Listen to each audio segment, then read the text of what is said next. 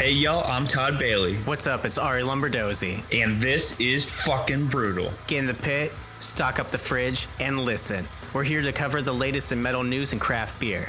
A match made in hell. If it makes you bang your head, then we want to hear it. If it tickles your taste buds, share those suds. Turn it up to 11. Crack open that beer. It's about to get brutal.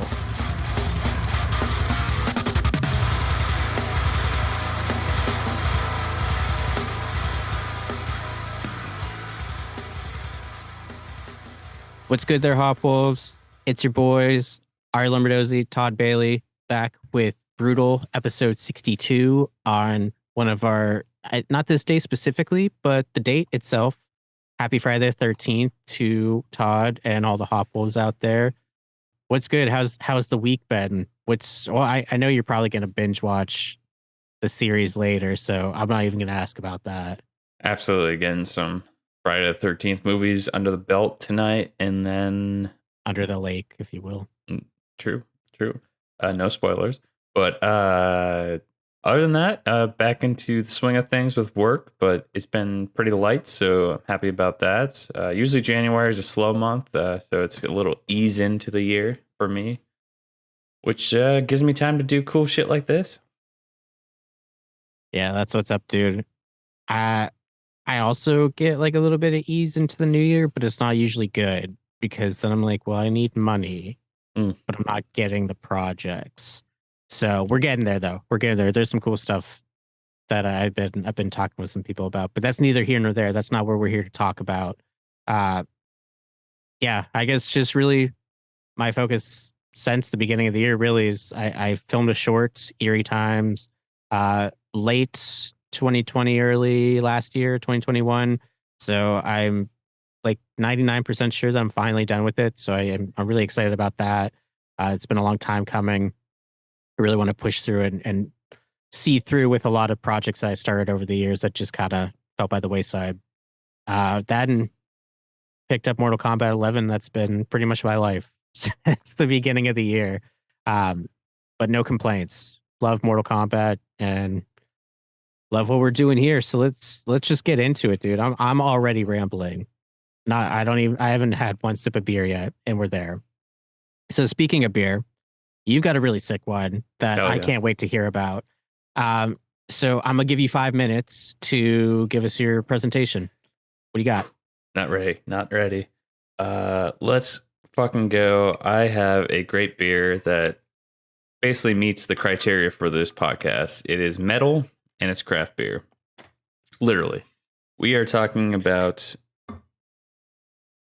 Pantera, people. For those watching, again, we are on YouTube and Spotify. So we'll kind of be talking about the listeners and the watchers. But I have Texas Ale Project, who is from Dallas, with their Pantera Golden Ale. And the can art is great. It's got the fire. It's got the steel platings, like a truck bed, if you will. It says born and brewed in Texas. It is coming in at 5.4 ABV. So nice little pocket area for that. Hell yeah. Let's crack this baby open. I'm going to do a little pour on screen for those watching. I'm already about 1.5 can deep, but you're going to embody the great Southern Treadkill here pretty soon. That's right. Boom. I actually have it not in the proper glass. It's in like a Pilsner glass, but that's okay. Close enough. The color itself, really good head, is coming through, but it lives up to the name. It is golden as a golden ale can be on the color. And as I've been tasting it, dude, I'm really enjoying this beer. I was a little hesitant because usually sometimes you see a collab going on, especially with a band and a beer, and you're like, God, please be good. And thankfully, I can say this is actually a really good golden ale. Let me get one on the palate.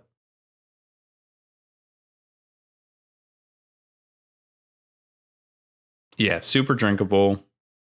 Really doesn't hit you at all. It's 16 IBU. Nice. Per their website, it's a collaboration with the iconic heavy metal band Pantera, of course, and it's crushable.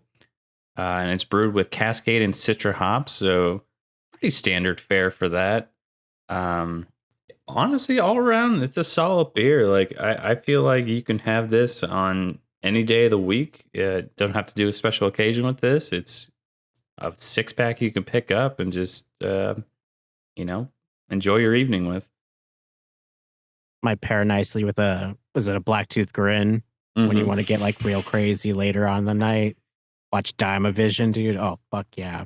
Hell yeah. Yeah, highly recommend drinking this while listening to Pantera. You'd be an idiot if you didn't. I have to say that, dude. I mean, if they're not selling this on that tour coming up with them, missing out. Missing out for sure. Especially, dude, like, because they're playing with Metallica at least a couple times, and between like their Enter Night, their Pilsner from Stone, you got this one from Pantera. I don't even remember who else is going to be playing with them, but I mean, you're basically like you're set with metal, you're set with beer, like that's going to be a good fucking time. Yeah, you're picking up the slack on my part here. I don't even like. I'm stimulating the economy with this one, so similar vibe. Do you at least have a metal can? I do. There we go. So yeah. It does meet the qualification. Bare minimum. C's get degrees even on Brewtal podcast here. I'm talking about the tried and true Pabst Blue Ribbon PBR name state in the metal scene, and well, mainly hipsters, but regardless, can never go wrong with this solid lager. 4.8% ABV, 10 IBUs. You already know what it is. It's like, what was it? It doesn't taste good, but it tastes like George Washington's being rammed down your throat. It's like some shit like that. Oh god, what a great video. Fun fact about this, it's from Milwaukee, Wisconsin, which I actually didn't like. I guess I knew inherently, but until I was actually in Milwaukee last year, they're like, oh, you should go check out the museum. I was like, oh shit, I guess that is here. But it's the third oldest beer in America. Yingling was number one. Our hearts. There's another one in between, but it was also part of like Pabst, I believe. Anyway, so it's an old beer. It's been around for a long time. They've been perfecting this shit for years. You already know what it is. Like, would recommend, of course, solid lager, crushable. Let's get a opener up here. It's a very stimulating beer, and by that I mean stimulating the economy. Hell yeah. And this one's kind of cool for everyone watching. There's like some pop art on the back. And for everyone listening, the colors are, of course, America, red, white, and blue. But it's like a little comic strip. And it's a male and a female making out. But the thought bubble above them is that the female is making out with a can of PBR instead, which, yeah, rock on. But yeah, cheers. Brewtal. Let's get it. Classic joke from PBR. Classic joke. Yep. What's more American than that, baby? But yeah, dude. I mean, I think crushable wise, both nailed it. Yours is obviously better, but mine's been around for a little bit longer. Match made in hell, as we always say here on Brewtal. But let's, like we're not pussyfooting around this year. That's one of my favorite phrases. I don't know why. It's just fun to say. Let's get into what dropped this week, albums and our Certified Brewtal Banger playlist. Because even though it's early still in the year, dude, there's been some fucking heat. It doesn't make any sense. Yeah. Firing all cylinders, and it's only been not even 2 weeks into the new year. These are in alphabetical order. We have Ahab with their album The Coral Tombs. We have Dark Matter with their EP The Anatomy of Violence. We have The Fall of Babylon. They seem like a new band. They have their album out now, which is called War on the Existent. Then we have the band Holy Name with their self-titled album. You know these next guys. Obituary. They're still at it. And they are Dying of Everything. That is their album title. After that, we have... It's kind of funny when these kind of sync up a little bit. The next band we have is Polar with their album Everywhere Everything. But they're not dying. Next up... we know of. That's true. Next up, we have a newcomer. Very excited about these guys. I'm just going to say it. They're my album of the day. And this is Sagen, which is, I believe, how you say it. It's spelled Sagen. And their album is Roots of Proctor. Still don't know the meaning behind the album title, but it is damn good. Think deathcore, and they don't play into any of the tropes that you might expect from deathcore. So very refreshing listen from them. That's got to be, sorry to interject one moment. Proctor, I'm guessing, is referring to like Salem witch trials with John Proctor. Don't quote me on that. That's what came to my mind, though. I think you're onto something there, especially given the album artwork, which is super sick. Definitely worth checking that out. After that, we have the band Scalp with their album Black Tar. Then we have 1056 with their Part 2 EP of Downer. So this is the second offering from them. We got Downer Part 1. I think last year, right? That's when that came out. No, it was the year before. Oh, so 2021, Downer Part 1 came out, and now we have Downer Part 2. And then last but not least, we have the Wise Man's Fear with their album Atlas Runica. In particular, what I like about that band is they're very much into storytelling. So if you like kind of like a narrative-driven metal journey experience, the Wise Man Fear, highly recommend. Just they have a whole backstory universe behind this entire album. If you like that kind of stuff, definitely check them out. They're more metalcore, I would say. A lot more clean singing for them, but just as heavy when they get heavy. Dude, hell yeah. I totally forgot about that band, and also the fact that I was pretty close to being in one of their music videos like a couple months ago. Yeah, that was cool. They're from like, I think they're from Indiana. They're in the Midwest. Anyway, yeah, I'm excited to check that one out. And the Sagen album as well. But I have to go with 1056 as my favorite album of the day. That was my runner-up for sure. I remember like last night scanning Reddit, the deathcore subreddit, and just like seeing one of the headlines being like, dude, the rest of the 1056 album is fucking nuts. And this was like someone over in like, I think it was New Zealand that had already gotten it before. And they're not wrong. It's everything that you could want from that band and more. This is a band that I was very vocal about a couple, actually last episode, about like wanting to see them do well this year and being excited about that. And they just are not disappointing. So I would say they're thriving this year so far. Yeah, it's not a downer. Not for them. Not anymore. Maybe not. I don't know. But yeah, 1056, that shit's fucking slamming, dude. Like the tone that they have in any of their albums, like I just feel like it's in my fucking heart. Anytime you get that nice, like those zeros getting in there, dude, and the drum hits. Oh.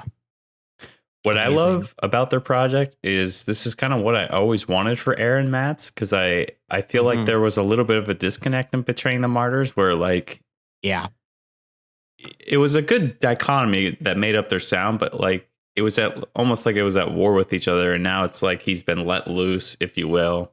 And thankfully, Betraying the Martyrs is still going on because I love that band too. But yeah, absolutely, this is like a dream come true to let Aaron Matz do his filthiest shit, and I'm here for it. Yeah. And not only like his filthiest, but like you get tracks like RLS that are kind of like not like electronica, and he does some like it's not clean singing, but it's more like spoken word type shit, and it's like a nice little interlude, but it's more than just a throwaway track. Yeah, for sure. Not anything to skip on, but yeah. So your albums of the day, Sagen, 1056, and then check out the rest of them. And then, of course, check out our certified brutal bangers. These are the tracks that are coming out that we have the hardest time narrowing down, especially this week. Yeah, I know we talked about doing 10 tracks. Yeah, that went out the window real fucking fast. It's just so hard not to. Do you want to hit us with the list, Arie? Oh God. Yeah, I'm still kind of fucking giddy about all the stuff that's coming out this early in the year. Like, I Yeah. know we talked about it last episode, but like January seems to be like the like first quarter releases are like the new thing now, which is sick. Especially coming off of this first fucking track, which already up there for most brutal song of the year. So many features that we couldn't even list them all. And no, and you'll know every one of them that's featured too. We're talking about Argent Justice from Distant.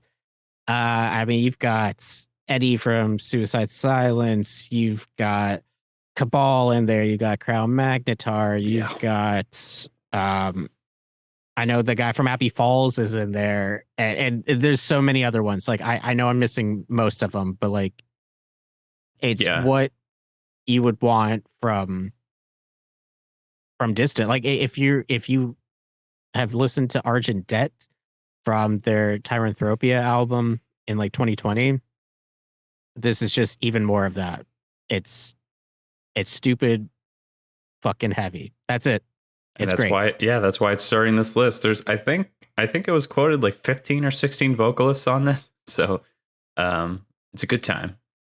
Yeah, it definitely is. And I saw like a lot of people kind of like rolling their eyes online about it because like this has been such a big thing, having like multiple like A-list vocalists on a track and it being like super long and stuff like that. I mean, whatever. To each their own. I think it's fucking great. And I can't wait for Heritage, the new Distant album, to drop next month, actually. Mm-hmm. So yeah, we had to start it off with Argent Justice. About 7 minutes of pure fucking bliss.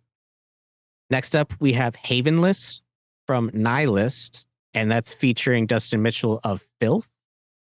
Out of nowhere, and yeah, this is Of No, which is kind of cool. It's a Unique Leader record.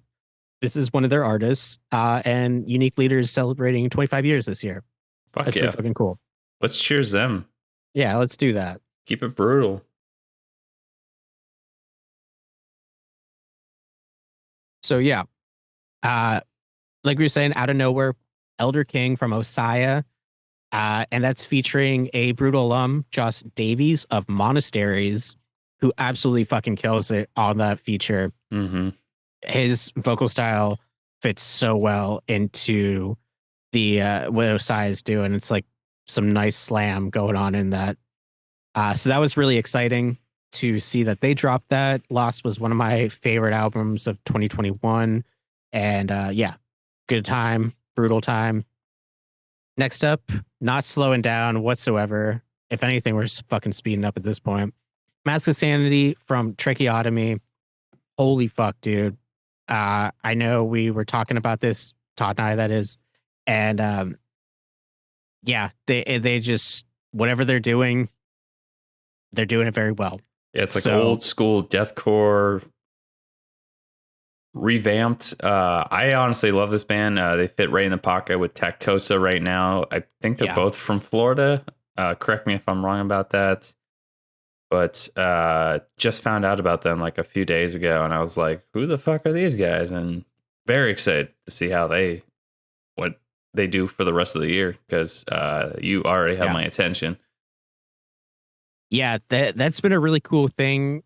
And it's kind of, to me, like a little bit like hit or miss as far as like these kind of like throwback sounds for deathcore, because you have a lot of these bands reuniting, like one that we're gonna be talking about here not too long from now, and it's really cool. But then you have these newer bands that are capturing like these 2000s era early deathcore, so it's interesting to see it as elder deathcore kids, what have you. I'll accept that title. Sure, why not? Core kids, spell with a K, I'm sure. Yeah. But it's interesting to hear like these throwback sounds, and it's cool. I mean, I don't really know what I'm getting at. It's just I didn't see this happening, so it's kind of weird coming back around. But I'm here for it. Next up, we have Mourn the Living from another Brewtal alumni, Bakasura, from here in Pittsburgh, PA, which I'm currently at. This is their best track yet, I think. They really coming into their own, and I'm very excited to see what they have in store for everyone. Yeah, they're aging like wine for me. So I can't wait to hear what's next. Yeah, absolutely. Then we have As You Die from Blood Bather. One's hard to say for some reason. They have old vocalist returning for this one.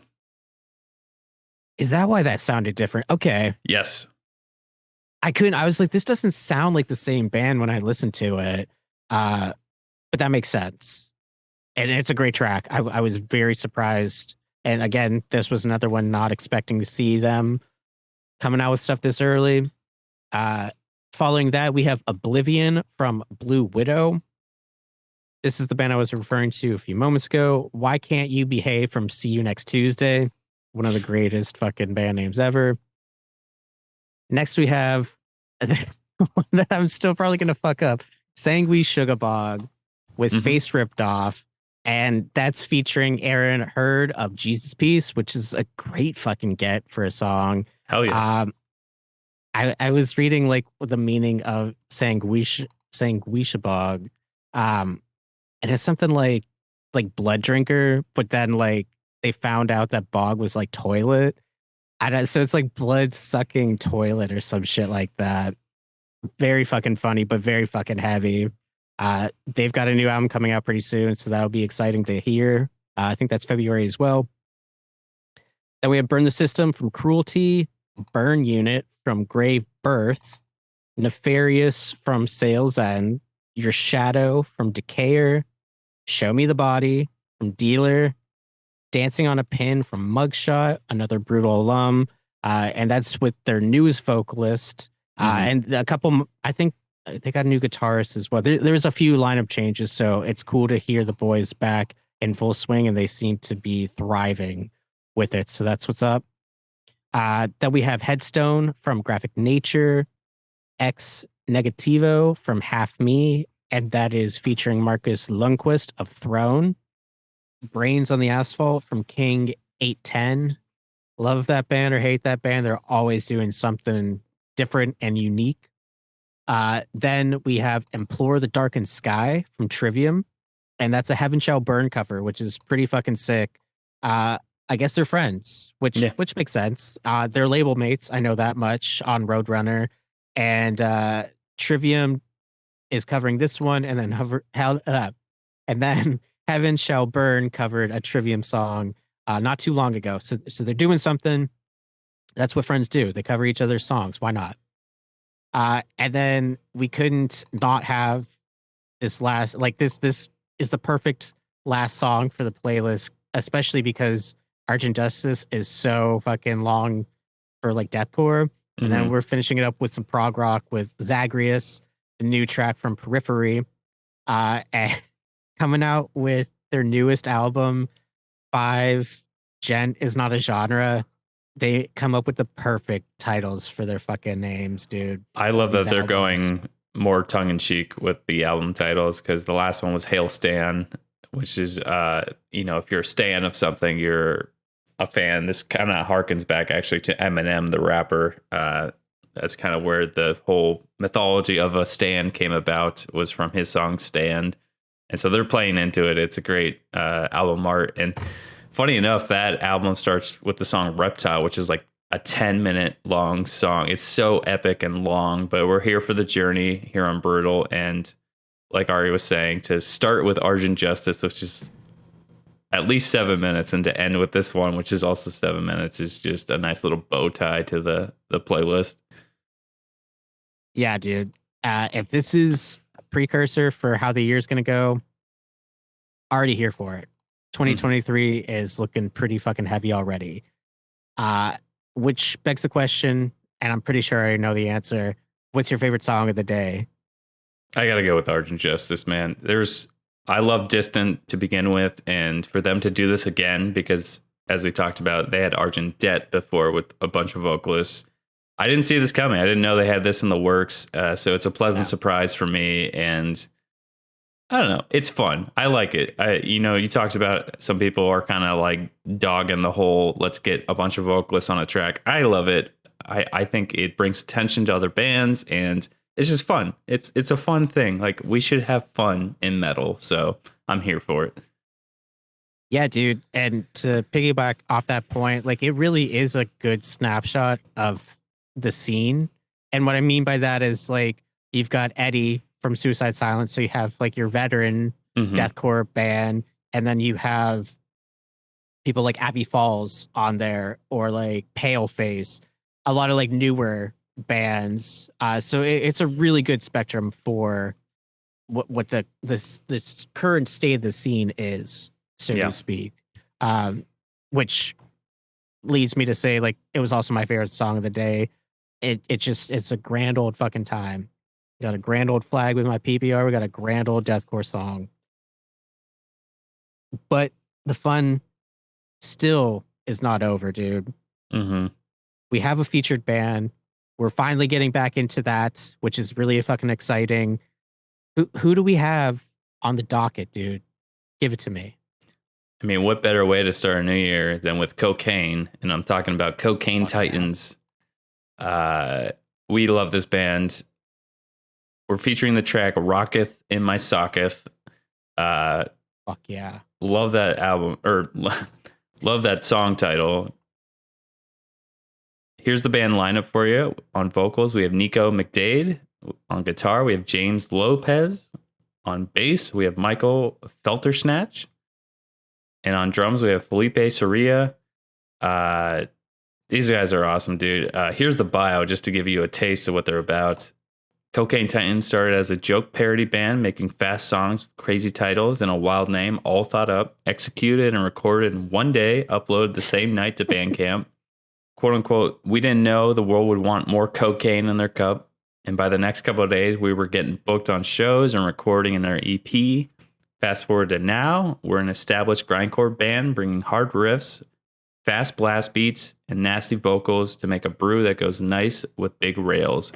Metaphorically speaking, and in parentheses, if that doesn't give you a taste of what this band is about, they said it very eloquently. They go on to say that their debut album is Chosen Violence. It is a blistering, nonstop attack of brutal blast beats and cocaine razor riffs, bringing grindcore, thrash, hardcore, and death metal all together for 11 hard-hitting rails off the mirror. Amazing. They're actually from Texas, which is cool. They're from Houston, Texas. And about the track, Rocketh In My Socketh is their first single from their album. Again, that's titled Chosen Violence. This is a re-record from their first EP back when they recorded with a phone and then came up with a band the same day. That's insane to me, but it's awesome. In the song, they are characters portraying being grindcore drug dealers, killers from the ghettos of Houston, Texas, sent to bring the grimiest music you can think of. This is actually their slowest song, but heaviest and a crowd favorite. They mix slam, death metal, along with grindcore elements for the track. And it's personally one of their best songs ever. Before we let you hear it, Arie, give us a few notes about the song. Just fucking poetry, dude. Like I can just like envision them recording and uploading it all on the same day. Maybe Rails were involved. I don't know, but like I feel like it probably should have been amazing. And to go off the grindcore elements, this is a very short track, but they pack a fucking punch for sure. And it starts off with some lovely feedback, grindcore staple, and it wastes no time fucking you up with a crushingly catchy riff, dude. It's super catchy. Absolutely. And I'm such a sucker for any time pinch harmonics are in the mix, and they do that very nicely with said riff. And that's about the first half of the song. And then once we get to the midpoint, things do slow down to a crawl that will have you begging for more brutality. And that's just what the Titans of Cocaine give you, dude. A call out right into the ending section in double time. A nice variation on the opening riff. And this is my favorite part. easy decision for the crowd to go fucking ape shit. And I could maybe see a circle pit around someone doing a line in the middle. I don't know. Could be cool. Regardless of substances or the sonic wave of nastiness, you're leaving a Cocaine Titan show fucked up. Truth. And that's what we want. That's Facts. what we want here on Brewtal. And then vocally, like they had mentioned in the bio and about the track, Nico is covering all aspects of his vocal range, dude. You got your low lows, your high highs, and then of course the call out in the middle. It's just pretty much everything you would want in about 2 minutes. So that's a great way to put it. And what is fueling this band as far as drinks, sir? Some goddamn classics, dude. You got your Modelo, Lone Star, which makes sense being from Texas, and you got Rolling Rock. Very simple. Respect. Respect, dude. That's all. Yeah, that's from PA, I believe. So I appreciate y'all drinking that Rolling Rock. Hell yeah, dude. I can also picture them because now anytime I see Lone Star, I just think of True Detective season 1 with Makana Beast just fucking cracking some 6 packs of Lone Star while recollecting what happened with his time on the force. And like, I don't know, I could just see like the boys in Cocaine Titans just with their Lone Stars in like a really like dingy room, be like, how are we gonna do this? And they're like, let's just fucking do it. Crack it open, throw it back, good times. Do a line, let's go. And speaking of what's fueling our friends that are Titans of cocaine, we always like to ask what the bands are listening to and where they're grabbing their influences as of late. So what they did was the band picked the bands, but we picked the tracks. Mm-hmm. So they gave us 6. So there's going to be some duplicates here. But the first 3 tracks are from No Mas, and great grindcore band. I love this opening track you picked. Could not pick it, dude. Opening track is Fuck You. Second track is Sin Vergüenza. And we'll just keep it like that. Yeah. Okay. I apologize. I'm gonna sound super white for any of these. So listen, we have a known track record of terrible pronunciation, so bear with us. Yeah.